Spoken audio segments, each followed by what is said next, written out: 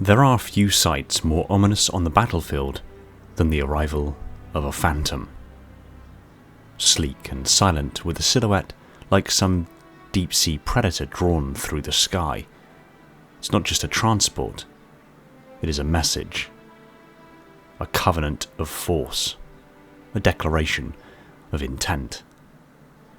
The Phantom Dropship, known formally as the Type 52 troop carrier, is the evolutionary successor to the Spirit.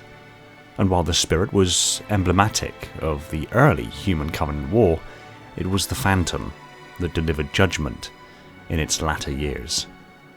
With its dual ventral gravity lifts, powerful plasma weaponry, internalized troop bays and gravitic propulsion system, the Phantom represented a complete rethinking of Covenant logistics and battlefield deployment. It was faster, deadlier, smarter, and in many ways, terrifyingly elegant. In this breakdown, we will peel back every layer of its design, from hull composition and energy distribution to troop deployment and artificial systems, to understand why the Phantom remains, even a decade after the Covenant's fall, one of the most respected and feared vehicles in the known galaxy. Because when you see that glow in the clouds and hear the hum of its repulsors, it's already too late.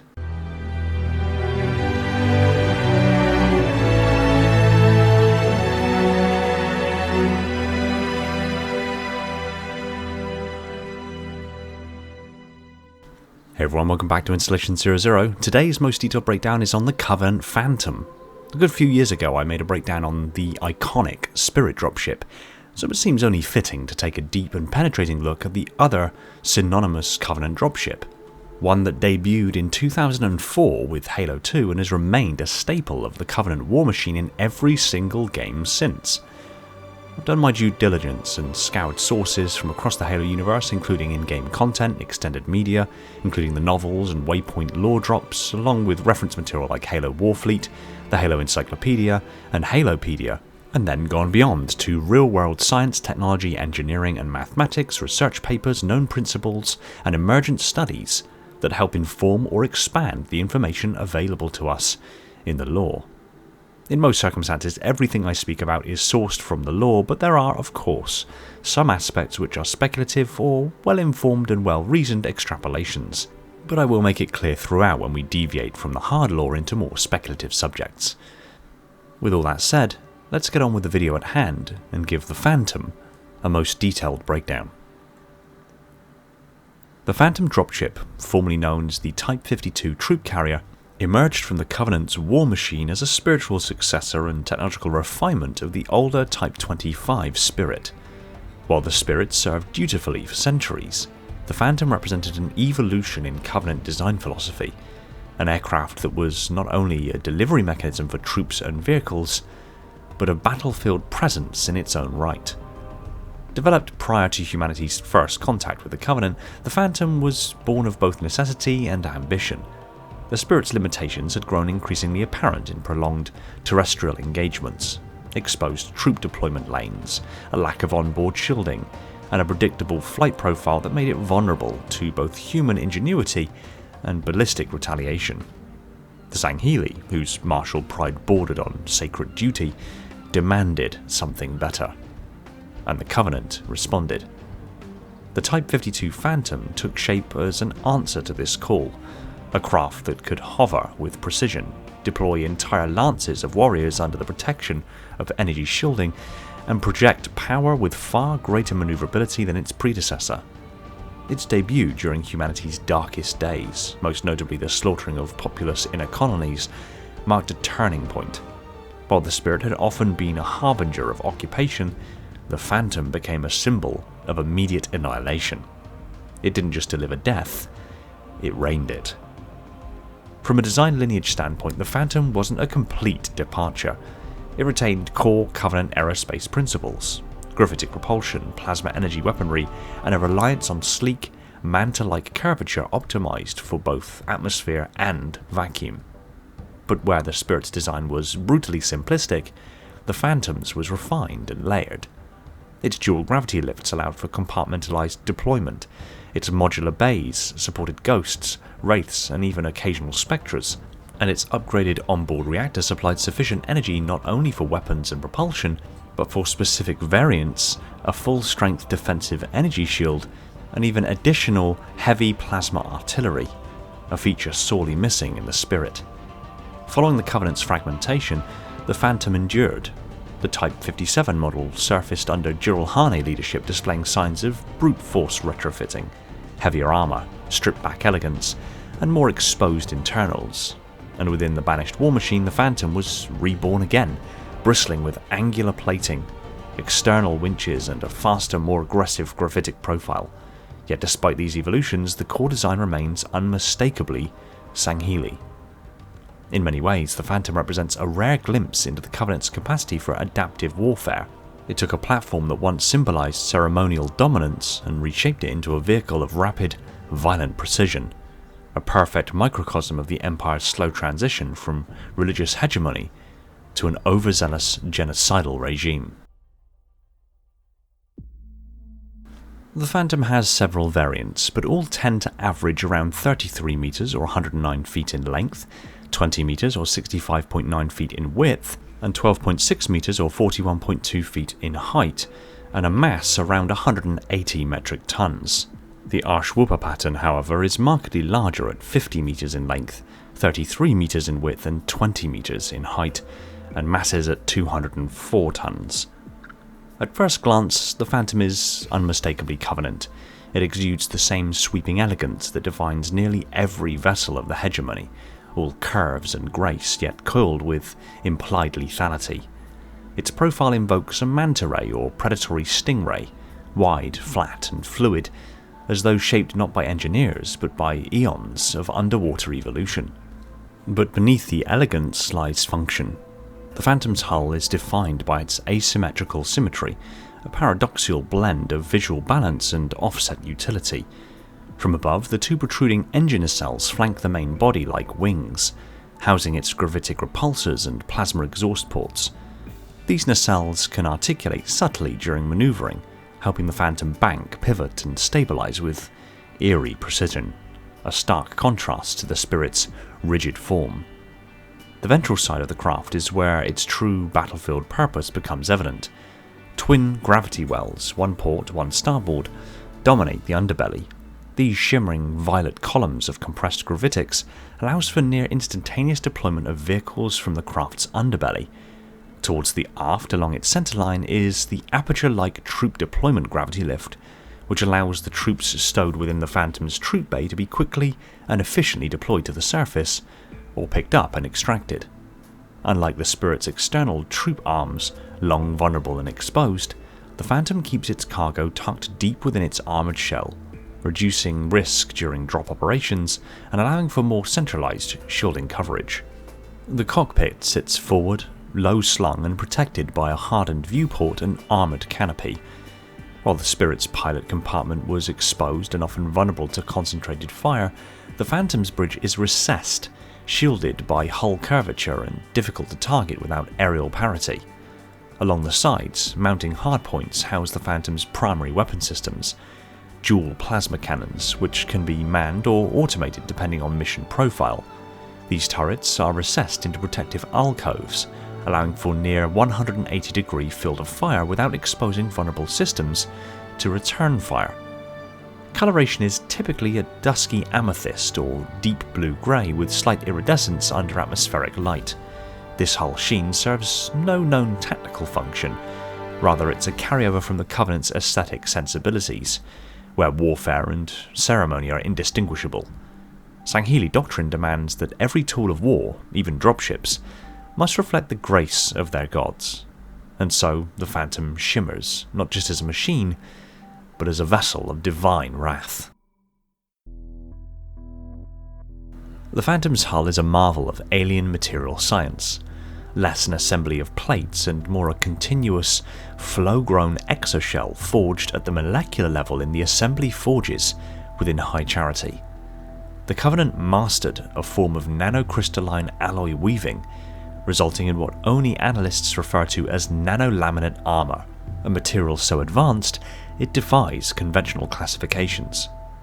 This nanolaminate is thought to be constructed from carbon-infused metallic crystalline matrices interspersed with unknown polymers or alien silicates that give the hull both immense strength and a kind of selective elasticity. In effect, the hull can dissipate kinetic energy, redirecting force away from impact points via embedded stress diffusion channels, microscopic strands that spiderweb across the armour's interior, dispersing heat and momentum much like a spider's web stops a charging insect. The surface of the hull often exhibits a subtle iridescence, changing hue based on lighting conditions, atmospheric composition, or temperature, a side effect of its layered photonic crystal structure, which may also contribute to passive energy diffusion, radar interference, or thermal masking in certain environments. It has been witnessed that phantoms are strikingly different in coloration with little to no preparation time. During the Battle of the Ark, phantoms loyal to the elites bore an iridescent green coloration, while the standard Covenant loyal phantoms were still purple. This may suggest that the phantom's coloration can be tailored, either by internal systems changing the refraction and reflection optics of the hull, or can be rapidly retrofitted with different coloured panels or coatings. It is worth noting, however, that these elite loyal phantoms also exhibit active camouflage technology, bending light around the craft, rendering it initially glassy in appearance, and finally nearly completely invisible. It is hypothetically possible that the green coloration of these phantoms is a consequence of them being a very rare stealth variant of the Phantom, rather than a different hull colouring merely to separate factions. But we haven't seen either of these features expressed in any other Phantoms we've since encountered. In later Banished variants of the Phantom, particularly those reverse engineered or field modified by Jirulhane artisans, the material composition appears altered. Field reports note angular armoured segments, bolted exteriors, and what appear to be hardened ceramic layers sandwiched between nanolaminate sheeting. These changes likely sacrifice some of the fluid energy distribution of the original Sangheili model in exchange for brute force resistance and faster production cycles. And yet, despite its strength, the hull is never impervious. Well-placed anti-aircraft fire, armour-piercing rounds, or concentrated plasma blasts can shear through it, particularly at the seams between propulsion pods and the main fuselage. But such weaknesses are rare and hard-earned. In most cases, the Phantom's hull shrugs off punishment that would reduce pelicans or albatrosses to twisted slag. At the core of the Phantom's performance lies a plasma-based gravitic drive system fueled by what is most likely a miniaturized pinch fusion reactor, a refined and scaled-down variant of the same core energy architecture that powers everything from Covenant ground vehicles to supercarriers. Though no Phantom has been recovered entirely intact with its core reactor online, post-combat forensics and reverse-engineered fragments suggest a system centered on rapid hydrogen deuterium fusion, with exotic particle containment maintained by powerful magnetic sheaths. This results in an energy profile that is not just immense, it's hyper-responsive. Unlike the Spirit, which suffered from noticeable warm-up delays and power cycling inefficiencies, the Phantom can instantly reroute energy from propulsion to shields to weapons and back again, adapting to moment-to-moment battlefield demands. The Phantom's primary propulsion comes from its dual repulsor drive nacelles, mounted symmetrically along the dorsal flanks of the fuselage. The nacelles contain gravitic vectoring coils which create localized gravitational distortions, effectively pushing against the planet's mass to generate lift.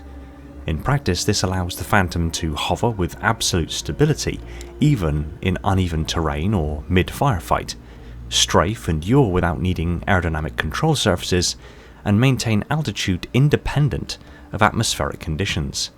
These repulsor fields are augmented by plasma exhaust jets, visible as glowing venting arrays along the nacelle edges.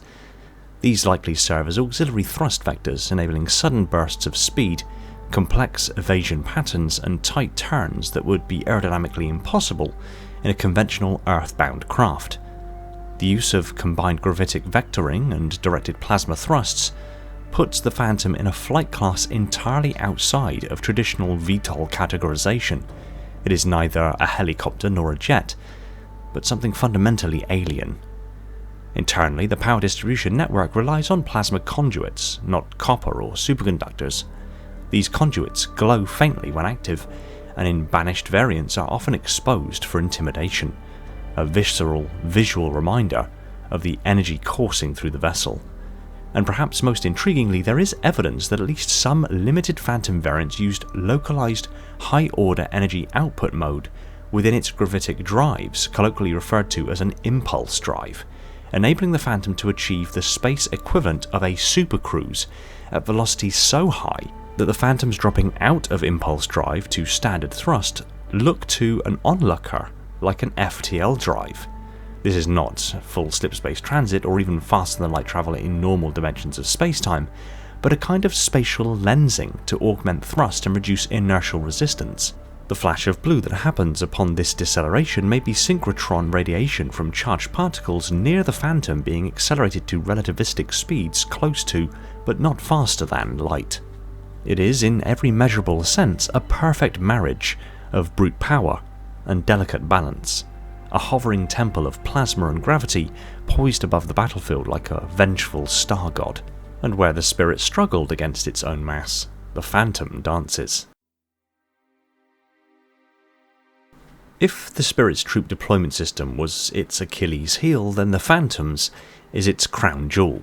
Rather than the external personnel arms, those iconic but vulnerable flying legs of the Spirit, the Phantom centralizes its deployment architecture into twin ventral gravity lift wells nested deep within the belly of the craft.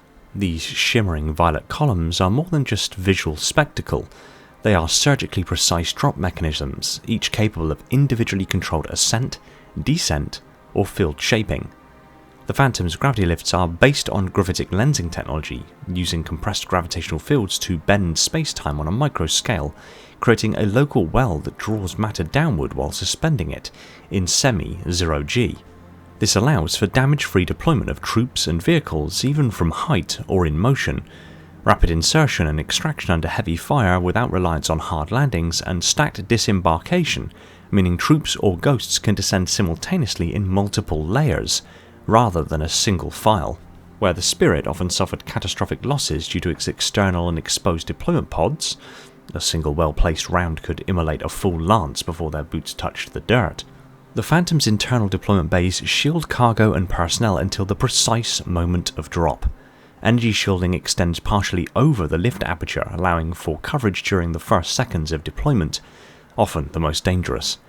Each Phantom has not only a gravity lift for deploying troops, but sets of 3 downward-folding side panels on both the port and starboard side of the troop bay, opening both sides of the troop bay up entirely, allowing for simultaneous multi-point deployment.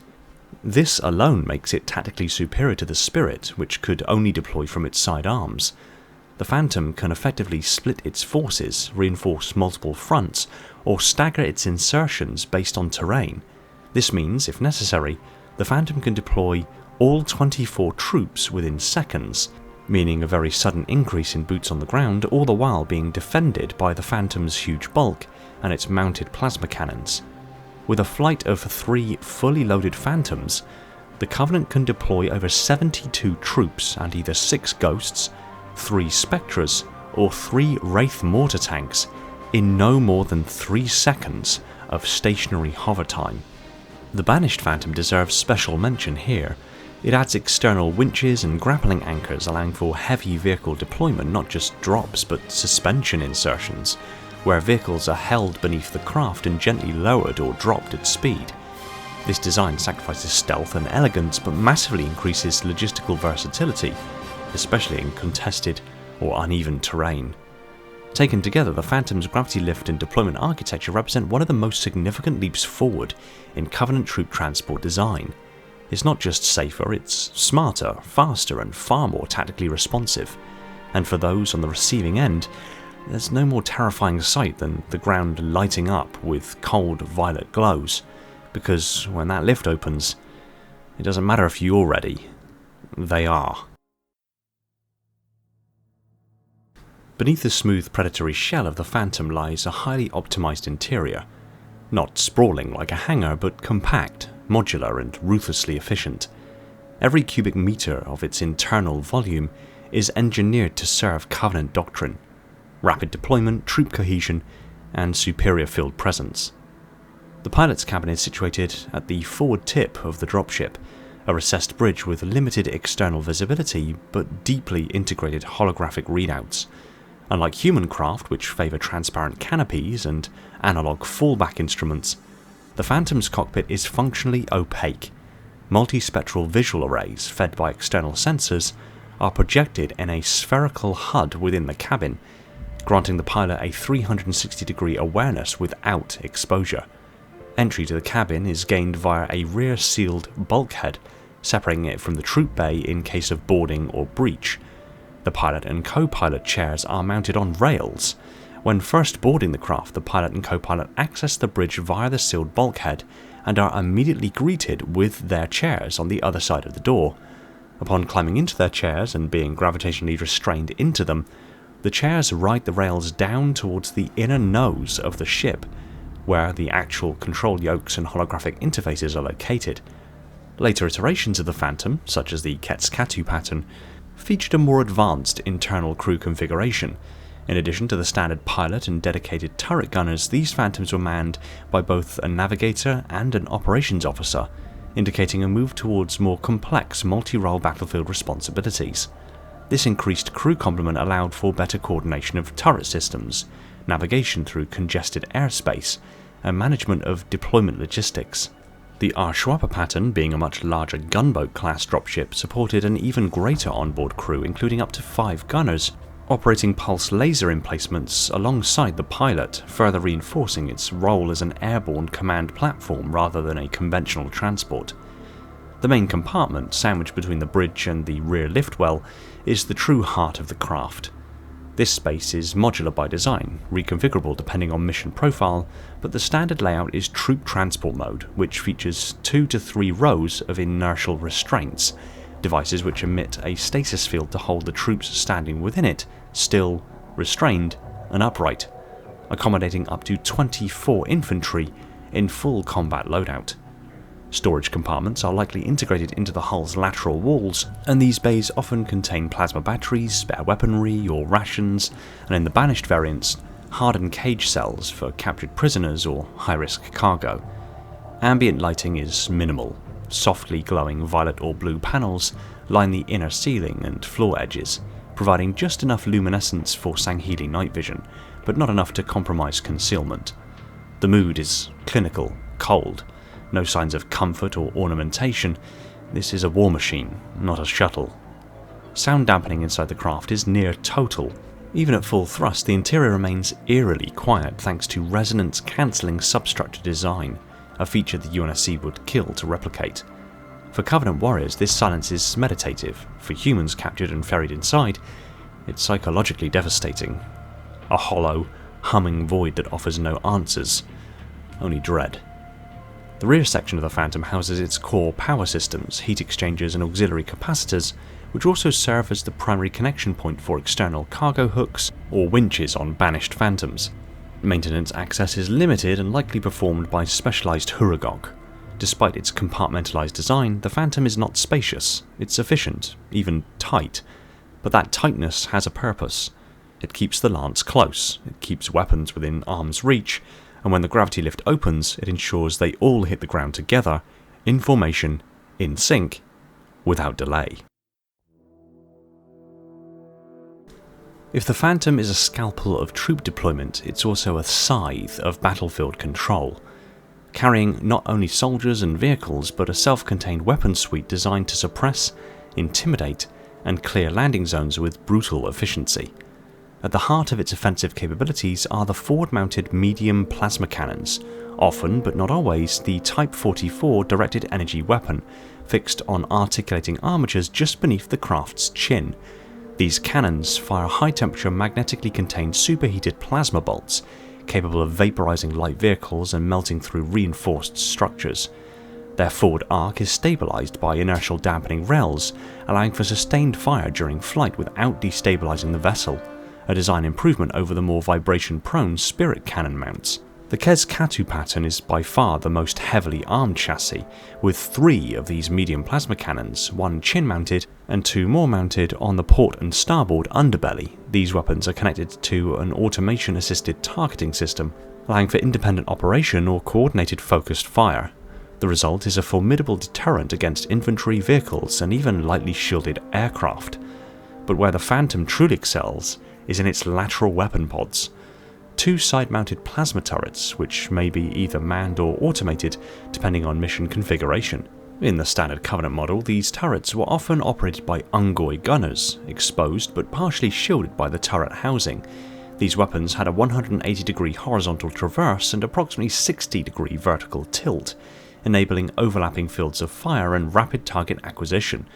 In contrast, the Mikpramu-pattern Phantom serves as a flying fortress, with a super heavy plasma cannon mounted beneath its prow, an energy weapon powerful enough to breach fortifications or suppress hardened targets. This is supplemented by 5 Phot-pattern pulse laser turrets, each optimized for anti-air and ground defense roles, effectively blanketing the surrounding airspace in lethal coverage. Together, these armament profiles reflect the divergent tactical roles of each variant. The Kes-Katu as a rapid response multi-role transport and the Mikpramu as a command-tier atmospheric warship, with improved cycle rates and independent targeting via automated link systems.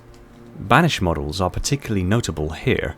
Their turrets are often heavier, more angular and equipped with faster plasma cycling or more powerful concussion blast-like plasma bombardment, likely due to Joule-Hane overclocking and removal of redundant safeties.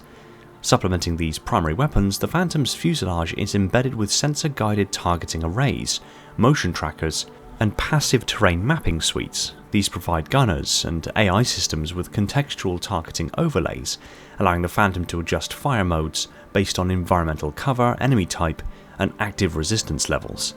Yet the most important upgrade the Phantom boasts over the Spirit is not offensive, it's defensive. Where the Spirit lacked shielding entirely, some variants of the Phantom integrate a conformal energy shielding system, invisible until struck, at which point it refracts incoming fire in a telltale ripple of violet distortion. This shield, likely a Type 20 encapsulating energy field, provides full coverage protection across upper and ventral hull, including partial defense over the deployment lifts during insertion. It can absorb a moderate amount of kinetic and directed energy damage before collapsing and typically regenerates within 4 to 6 seconds if power is sustained and field integrity isn't catastrophically compromised. There also exists some variants with an ability to cloak themselves in active camouflage, likely using the same or similar energy emitters to the shield system to project the glass-like cloaking. This alone transforms the Phantom from a fragile troop ferry into a combat airframe, capable of withstanding sustained fire while deploying forces under pressure. Even if the shielding is breached, compartmentalized hull design and internal auto-seal bulkheads can localize damage and preserve operability long enough to escape or complete deployment. Some late-game Banished Phantoms have been observed using multi-layered shields or temporary hard-light bulwarks projected over key sections, likely the result of Banished Huragok enhancements or reverse engineering foreigner components scavenged from Installation 07. Overall, the Phantom's weapon and defensive systems are not just upgrades from the Spirit, they're statements. It's not just a carrier, it's a hunter, a guardian, a war engine, and while many have seen a Phantom approach, far fewer have lived to describe what came next. Unlike the AI-centric architecture of the UNSC, where smart and dumb AIs directly interface with vehicles, weapons, and even battlefield logistics, Covenant technology has always adopted a more organic and compartmentalized approach.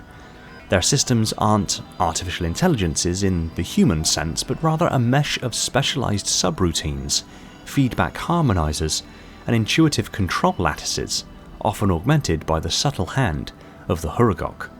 The Phantom, in line with this philosophy, doesn't possess an AI pilot or central command intelligence. Instead, it relies on a distributed network, a series of low-level computational nodes that regulate flight stabilization, energy allocation, targeting telemetry, and gravitic control.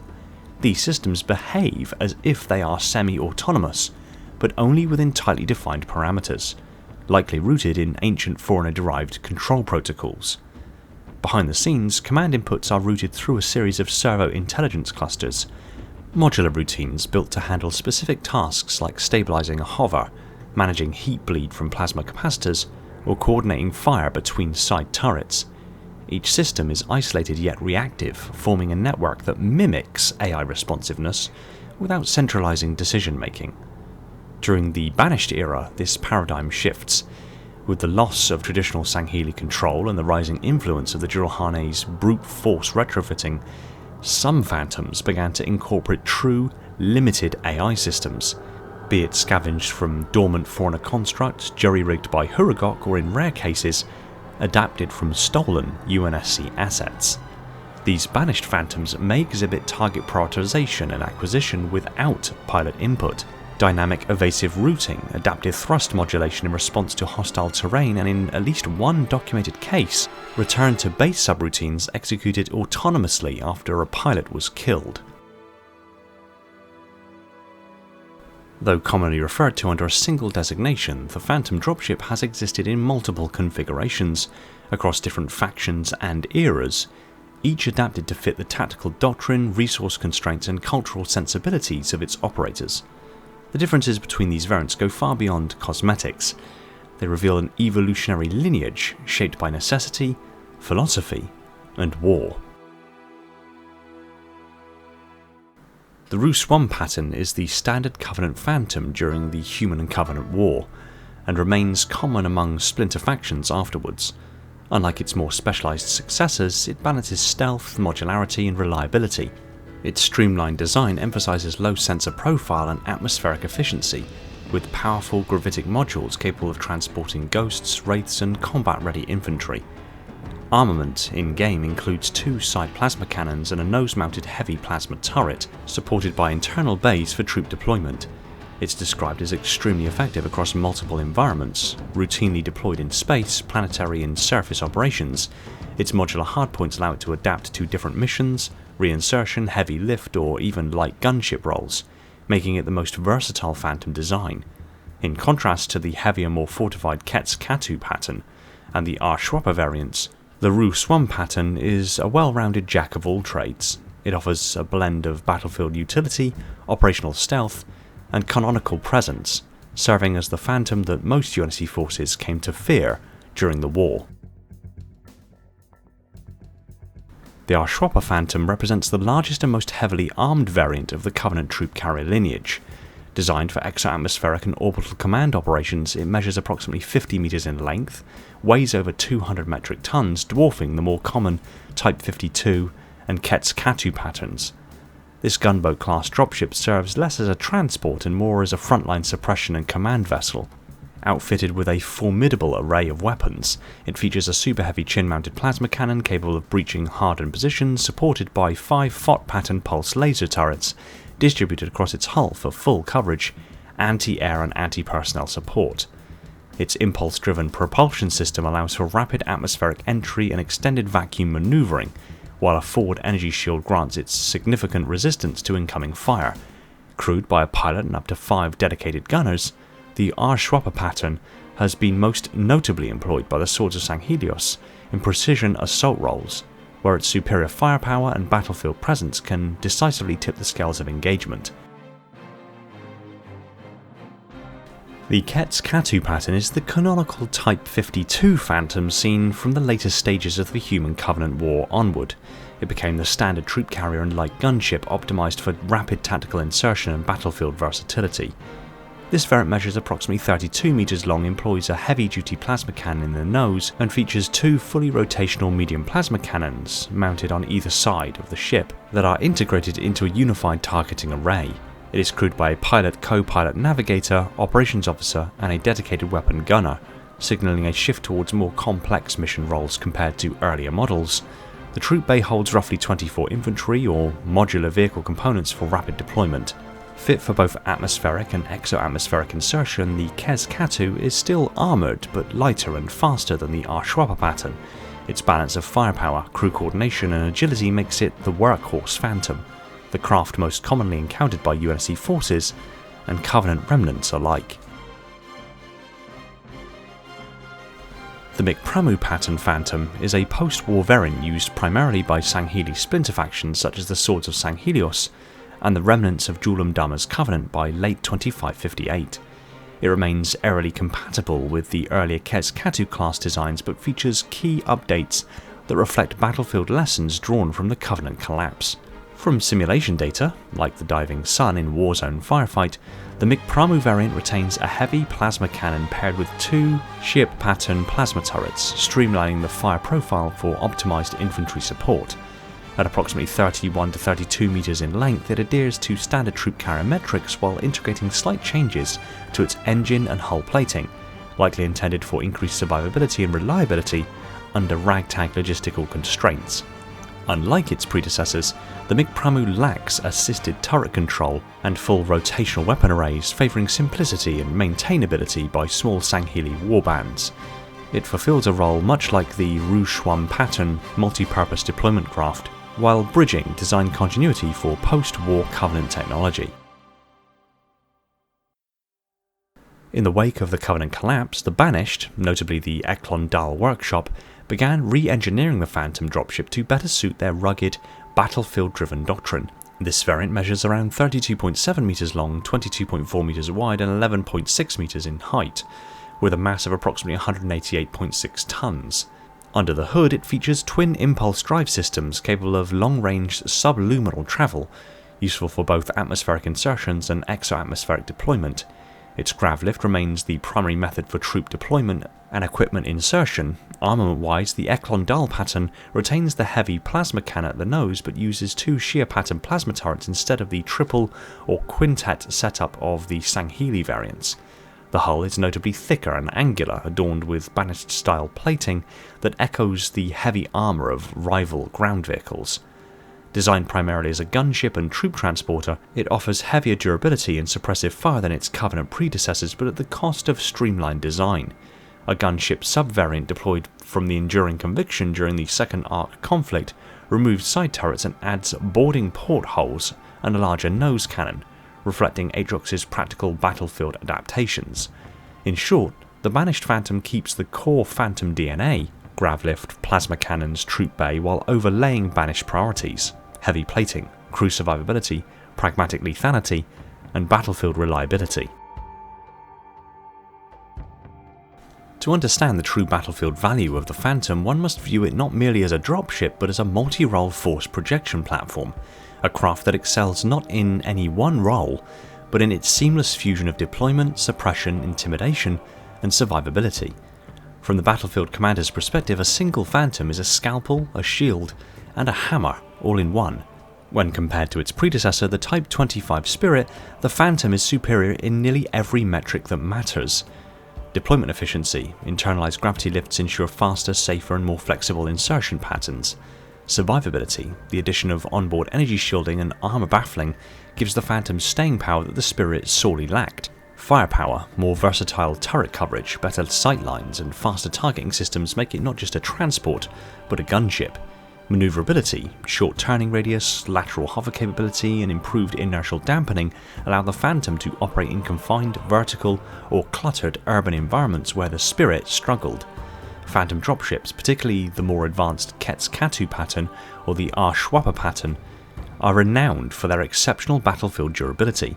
The hulls are consistently described as highly resistant to small arms fire, with many engagements requiring the use of heavy ordnance, vehicle-mounted weaponry, or concentrated fire from UNSC aircraft to neutralize them. In several documented instances, even coordinated Pelican strikes were forced to rely on risky maneuvers or environmental hazards to take Phantoms down. This hardened survivability, combined with their agility and firepower, makes the Phantom not merely a transport vessel but a near-impervious combat node, capable of holding territory, extracting VIPs under fire, or spearheading a high-risk assault. To UNSC ground forces, the arrival of a Phantom was often the precursor to a turning point in engagement.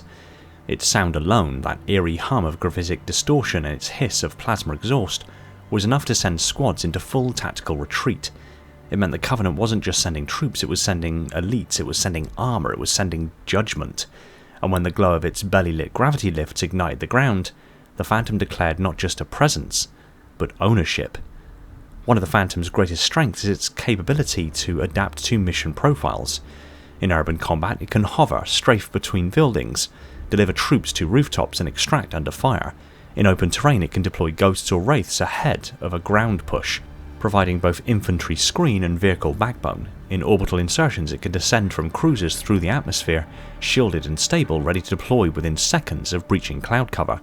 Its ability to deploy while hovering or even while in motion gives it an edge over nearly all UNSC airframes, which typically require hard landings or airdrop countermeasures. The UNSC never fully replicated the Phantom's technology, but they learned to counter it through coordinated attacks. The M41 Spanker teams prioritised Phantom plasma turrets to blind their suppressive capacity. EMP disruptions or overcharged plasma pistol bursts, when scavenged, were used to collapse the shielding during troop deployment. Scorpion tanks and Wolverines were often positioned to create no-fly zones during Phantom approach vectors. Tactical hacking operations via only operatives occasionally targeted flight telemetry to reroute Phantoms into traps or ambush zones. Yet despite these efforts, Phantom losses remained notably lower than Spirit equivalents across comparable engagements, a testament to its design, resilience, and effectiveness. Even after the fall of the Covenant, the Phantom endures. It serves not only as a holdover from a shattered empire, but as a testament to what the Covenant got right, a design so refined and purposeful that it continues to see deployment across the fractured post-war galaxy by Sangheili warbands, rogue fleets, and banished occupiers. The Phantom Dropship is more than just a transport. It is a manifestation of the Covenant's martial doctrine, a flying monument to their belief in controlled devastation, technological superiority, and sacred warfare. It reflects everything that made the Covenant terrifying. Elegance married to violence, form to function, dogma to destruction. Where the Spirit was a sign of occupation, the Phantom became a sign of total commitment. Its arrival marked a shift from containment to eradication. Not simply the delivery of troops, but the projection of will, as if the Covenant itself had chosen that exact moment to intervene. Even now, decades after the Covenant's collapse, the Phantom still flies. It has outlived its creators, outlasted its prophets, and survived its own war. In the hands of the Banished, it has been reshaped into a tool of brute force. In the hands of the rogue Sangheili fleets, it remains a proud relic, a link to a time when the stars bowed to the voice of the hierarchs. But regardless of who commands it, the Phantom remains what it always has been, a weapon of power, a symbol of arrival, and for those watching the skies, a final warning. Because when you see that glow pierce the clouds and hear the warble of its repulsors in the wind, you aren't wondering what it's bringing. You're wondering how long you have left. Thanks for watching. If you enjoyed this video, kindly tap that like button, and if you're not already subscribed and want to see more stuff like this, be sure to subscribe so you don't miss future uploads. Pop a comment down below telling me what you thought of today's video, or if you want me to cover something specific in the near future. I want to take this opportunity to thank and give shoutouts to my patrons and YouTube supporters: Spartan10148, my singular Contender class Ancilla, the triumvirate of minds within my installation's Metarch, Falcon, Jordan, and Poseidon, my 7 installation monitors, Sophia, Ashley, Esoteric, Spartan1029, Chris, Orion, and Shane, the crush of sub-monitors, Legion, Ryan, Lebrat, Spartan0137, Element 0, J3, Cult, Evermore's, Personal Devil, Scion Esports, Phantasma, Ashton, and 191 Shaken Lightbulb, my fleet of Strato Sentinels, my most loyal of Enforcers, and every single one of the awesome people supporting the channel over on Patreon. My Tier 0 Transcendent YouTube members, Spartan137, again, Maury, Jimbo, and Balaz, and all other YouTube members keeping my installation functional on that glorious vacuum energy. I cannot thank you all enough. Shout out to John because... And if you like what I'm doing here, consider supporting the channel on one of the support links in the description to net yourself some tasty merch and help keep the channel going. Take it easy everyone, and find peace in the domain.